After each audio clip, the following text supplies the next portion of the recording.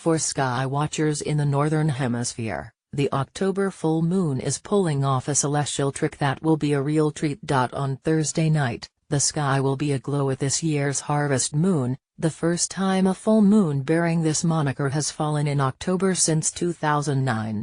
Technically, the moon reaches its full phase this month at 2:40 p.m. ET, which means the harvest moon will be in effect when the lunar orb glides above the horizon at 7:21 p.m. ET.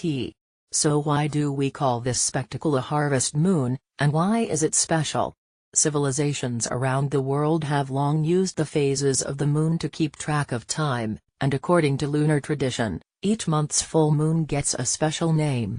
These names vary by location and regional folklore, but many are based on that particular full moon's seasonal characteristics. In the Northern Hemisphere, the harvest moon is the closest full moon to the fall equinox, which usually happens on or around September 22.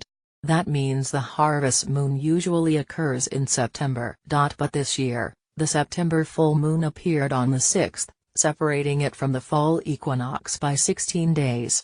The October 5th full moon arrives only 13 days after the fall equinox, making it the closer pairing. While it's been a while since we last saw an October harvest moon, the phenomenon isn't really that rare, says Ernie Wright, a specialist at the NASA Goddard Space Flight Center's Scientific Visualization Studio in Maryland.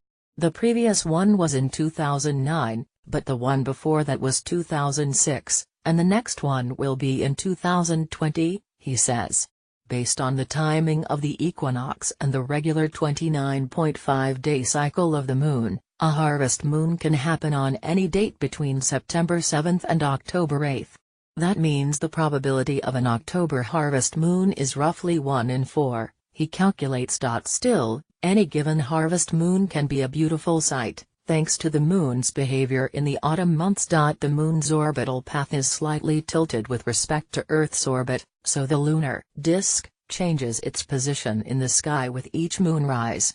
Over the course of a year, the moon pops above the horizon about 50 minutes later each day, on average. But for several days in a row around the fall equinox, the moon rises only about 30 minutes later in the northern U.S., and just 10 to 20 minutes later in much of Canada and Europe.